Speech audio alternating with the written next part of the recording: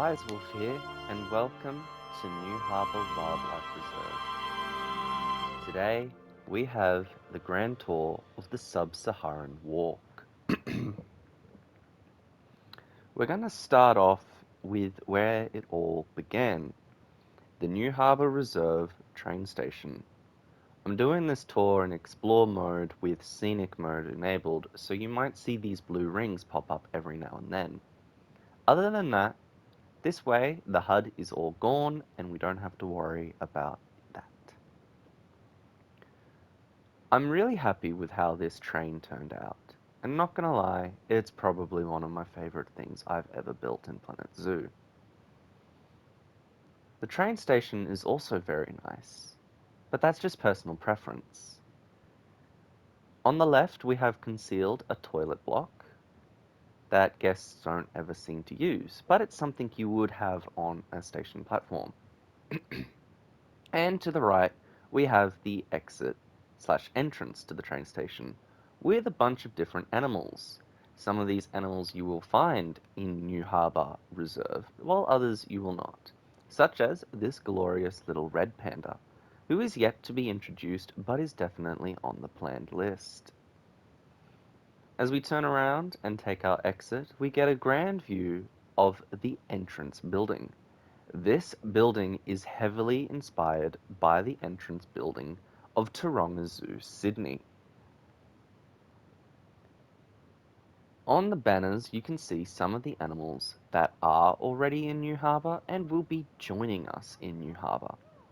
For instance, we have the white rhino, the African painted dog, the plains zebra, and the African penguin.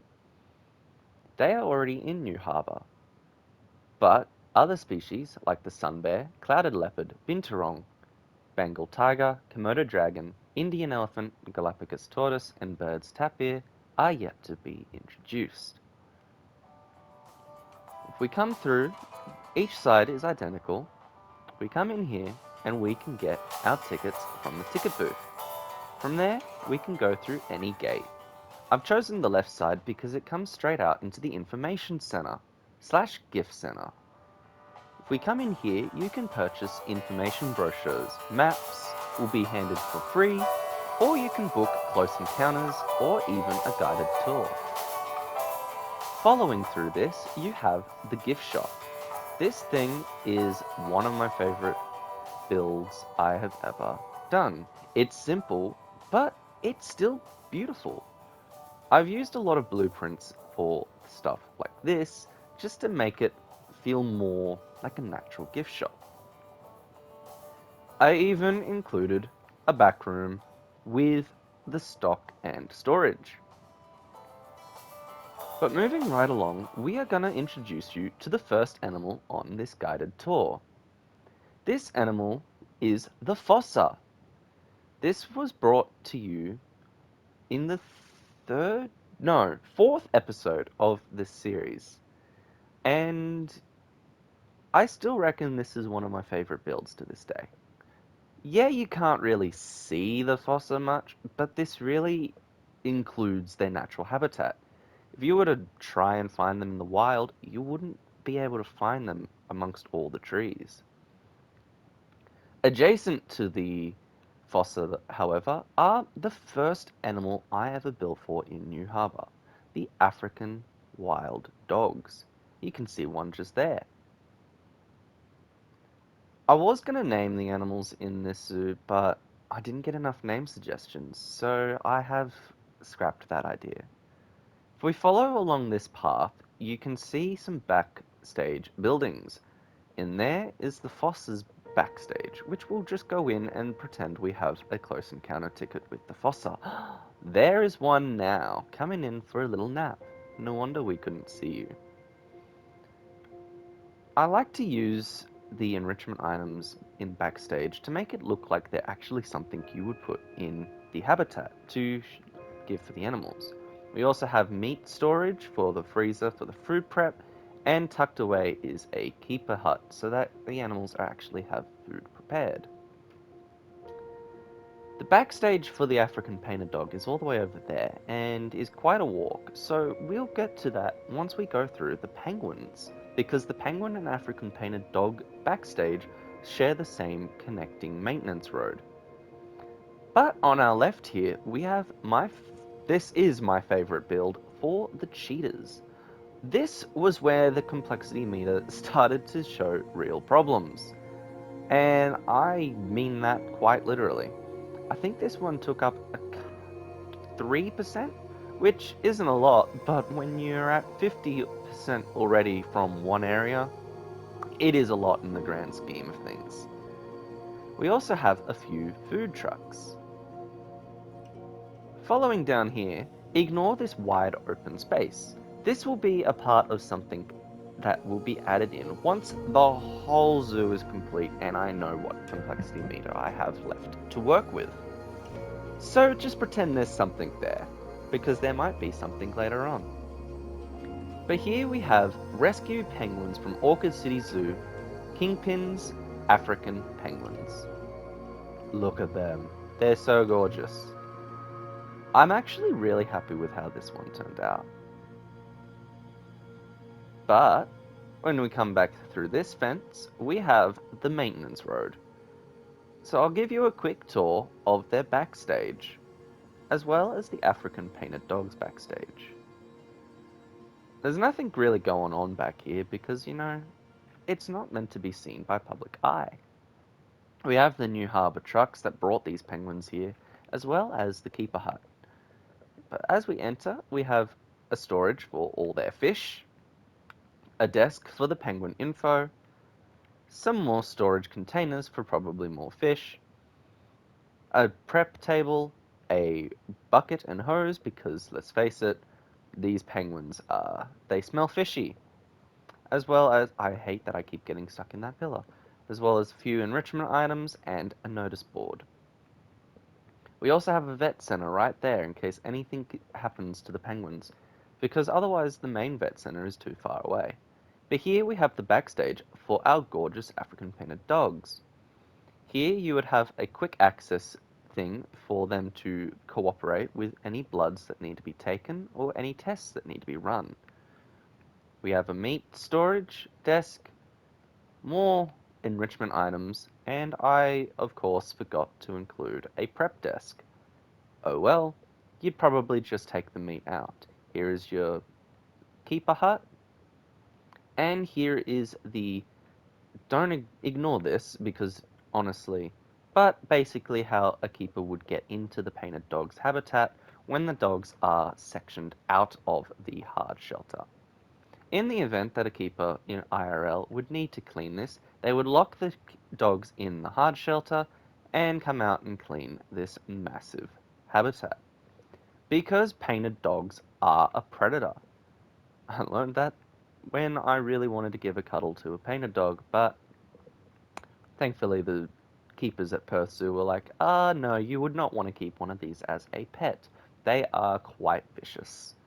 So we're just going to follow back through where we entered, back out at the penguins, and we're going to continue along this way. Ooh, there are some cheetahs now. Cheetahs are probably one of my favorite African animals, and that's just being honest. But in all honesty, all animals are my favorite. Here we have one of my longer projects, which was the African Hoofstock Stables. In front of us we have the glorious Addax, and if we follow around here, we have the Somali Wild Ass, which share one portion of the stables with the Addax. We'll take a quick detour into this little forest trek here. On the left, we have another rescue from Orchid City Zoo, Queen, Beethoven, and Dion. I don't know why I said that way. Dion. Whoa, that was a big jump, buddy.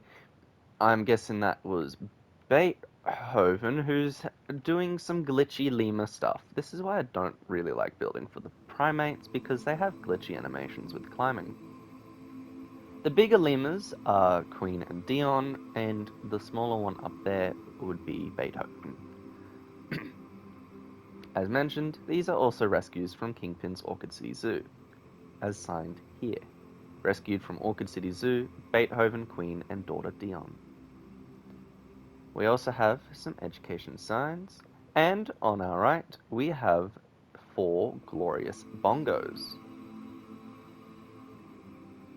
They're quite shy animals, and hence is why they have some one-way glass. But even then, they all like to hang out near their hard shelter. It's where they feel safest, and I don't blame them. Who would want to be kept on display for a bunch of weird people to look at? Following around this path, we have one of the cutest residents, who are the striped hyena. We have 2 viewing galleries, an on eye level gallery, which is to my left, and a above ground gallery where you can kind of see more of them. And the keeper. You know, buddy, if this was IRL, you'd be dead right about now. But we'll turn around. You coming up? No? No? Okay. You do you. We have some more food trucks here. And a little picnic area. There's a door. But this is the eye-to-eye gallery that I was talking about. You get a close view of the hyenas while they eat. And it's just an overall pretty place. As I'm doing this tour, I'm now immediately realizing I have forgotten to include a lot of education building. That's the problem. We come along here to the Dharma Gazelle. And at this point, we've basically done a full loop because there's the information building. But here we have the Dharma Gazelle, and I'm standing on the fence. They are quite a fascinating species, that is for sure.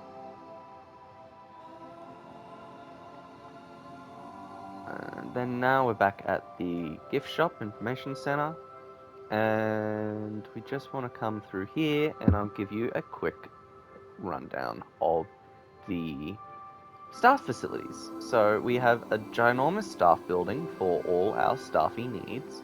I've done it this way because, you know, ideally we would have this wall knocked down and it would just be one whole big room. And these stairs would be inside for this staff facility. Under me right now is the trade center, and then we have the first vet facility, the small quarantine, another vet facility, a large quarantine, and our rescue force. This is where all our animals come into New Harbour. This paddock is obviously quite large for quarantine for said large animals. So let's show off a little bit of some backstage. Here we have a gap in the shrubs so these food trucks can come through and, you know, in an ideal world where the complexity meter was not a problem, we would have a maintenance shed for them. Here we have the lemur entrance, the lemur hard shelter, which is just, you know, a lot of fruit. A lot and a lot of fruit. And then we come this way. Our mechanics are hard. I was going to give you praise, but oh, here we go. Another mechanic, hard at work fixing the water pumps. How dare you just walk off while that... And he's gone. Walks off while there's one that needs urgent repair. How dare he? And here we have the backstage to the bongos. We're just gonna come say hi to these friendly antelopes. Yes, they're shy, but I'm sure they wouldn't mind a pat. Pat, pat, pat, pat, pat. And just so I can show off with their hard shelter.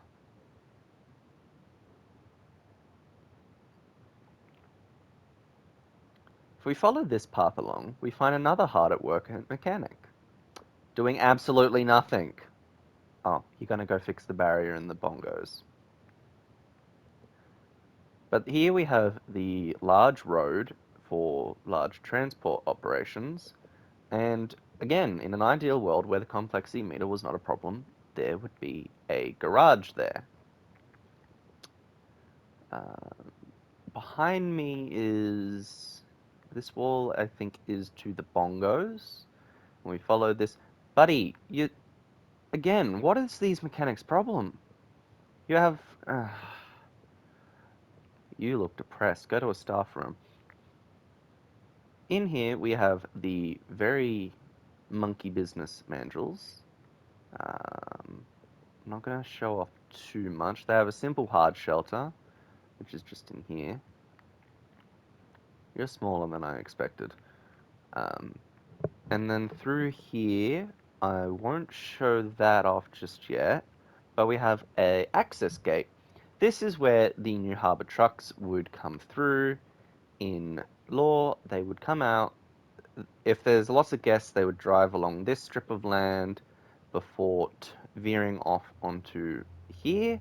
People would have to clear out of the way, and then they would have a clearer turn to make this turn down the main road. They'd come all the way along here, and then they would come through here to go down this access path. This is where there will be some roads for them to get to the branching areas of the zoo, and is also how the big trucks would have gotten around to the penguins. Because those trucks, as I found post building them, do not fit under that archway. Maybe if I raise the archway, but then that's effort. But we go past the Addicts and Somali Wild Ass, and you get a nice view of the mandrill habitat. There are 5 mandrills in here compared to the hundreds that can live in wild populations, because honestly, that would just be too much. Here's that access gate we talked about, and then we're on to the final few. I lie. I just completely forgot about the rhinos. Here we have the giraffe and zebra habitats. We've got some giraffes doing some drinks, and the zebras are nowhere to be seen. We'll take a quick walk back through here so I can show off their backstage. Basically, it's an overhang where you can see the giraffes. The zebras like to come into the giraffes' hard shelter, even though they have a specifically designed zebra hard shelter. Oh, there you are. Zebra hard shelter that the giraffes can't get into, just so they have a little bit of privacy. And also they get privacy from the guest view because of that rock wall that just blockades them from being able to see into the hard shelter. If we come out here, we have last week's video, which is the lions. We have this pond, we have the restaurant, and I will add a memorial plaque here for Majambi and Amani, Adelaide Zoo's African lions. But here's the lion habitat. As mentioned in last week's video, they will, if the complexity meter allows of it, they will get a larger pride. And it would seem they're all probably out the back.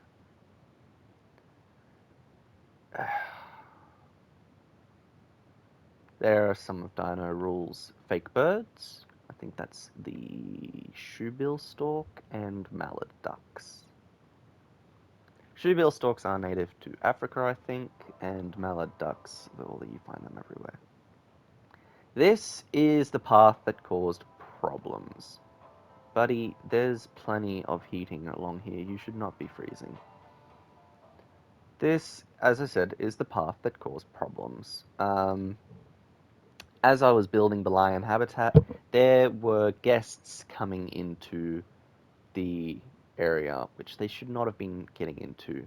So there's the lions. I very inhumanely grabbed a group of the guests and plopped them on a piece of path in the lion habitat. To which I found the lions couldn't care less that there were actually people there, and they walked right past them as if nothing were to happen. On to my much appreciated rhinoceros sanctuary. That's a black rhino butt. These gentle giants are spoiled rotten. Hey, buddy, you taking a nap? You could be lying on the hay instead of the hard concrete. But because they're gentle giants, I feel safe to enter their habitat. And they're playing with the gyroscope. Over there is an uncompleted area which you will see once the Indian rhinoceros arrives at New Harbour. But yeah, this is the black rhino portion of the rhinoceros sanctuary. If I can find my way out. I built this place, I'd hope I'd be able to find my way out. Here is the staff access door into the guest viewing area, which I am just absolutely in love with this guest viewing area. It is my favorite thing I've ever... Oh, you've come close to the glass. Hey, buddy! Okay, show us your butt. This is the Indian rhino connecting section. That obviously doesn't exist yet. But on this side, we have 4 southern white rhinoceros, with the big male being named after Australia Zoo's rhinoceros that I had the privilege of meeting. I think that one over there is DJ. Now we have this. This is probably some of my favorite architecturing geniusing, because this curve is... Sorry. This curve was a nightmare to install. But eagle-eyed viewers may have noticed, if you didn't watch the video, there's a second floor. Ooh. Overhead viewing. Better view of the rhino. And better photos, obviously. And you can see a little bit into the backstage area over there. And, of course, the wonderful Rhinoceros Sanctuary sign. I would have... Please don't tell me where... Stop causing problems. I hate the guest AI in this game because you should just be able to frickin'... They don't want to take the cars back, which is the... If they didn't want to take the cars back to the rest of the sanctuary, they shouldn't have come to the Rhinoceros Sanctuary. If you don't want to take the car back, don't come at all. You know what? Get out of here.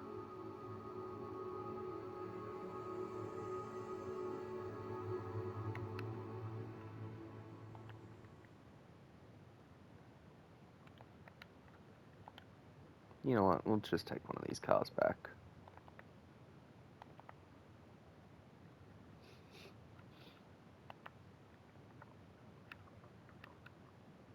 Nope. Nope. Nope. There we go. Nope. Nope. No.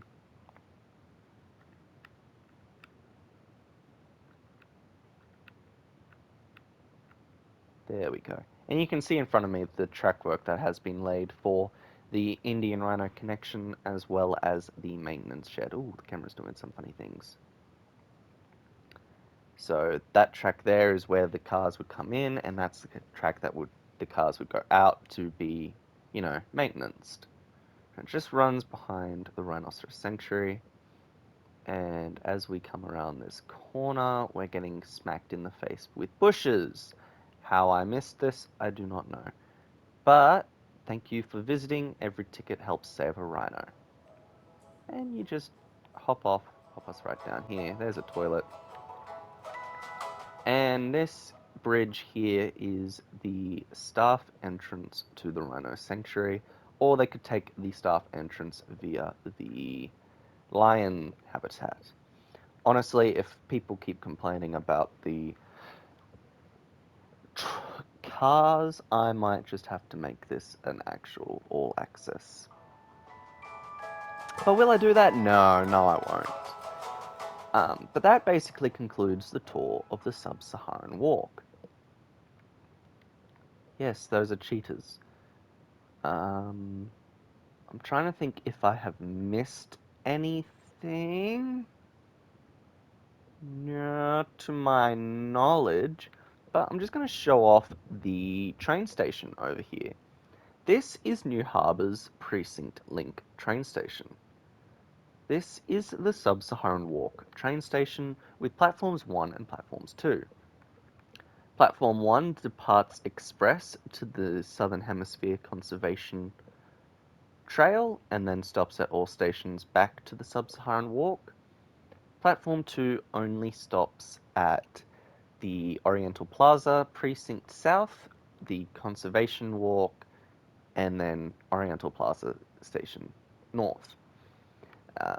There will be, the reason why I say there's going to be in all stations is because there will be Envirodome Station, which is just going to be a single platform. It'll only be accessible through this line. There will be a Oriental Plaza Northwest East station, which is going to be somewhere between. You could probably see that platform over there. That is the Oriental Plaza South station, and then there'll be one over there for the east. Oriental Plaza will probably end up being much, much larger than Sub-Saharan Walk, or it'll probably end up not existing because of the stupid complexity meter of Console Edition, which is really unfortunate because I have such big plans and I've already had to cull some of the animals from the list. But anyway, that is the Sub-Saharan Walk. We're just going to exit the zoo now and finish at the entrance. If you have enjoyed this video, please feel free to leave a like and subscribe. Additionally, please stay tuned as next week will be the start of the Conservation Walk. Until next time, I have been Wise Wolf, I have been your guide, I have been a human being apparently, and I'll catch you next time.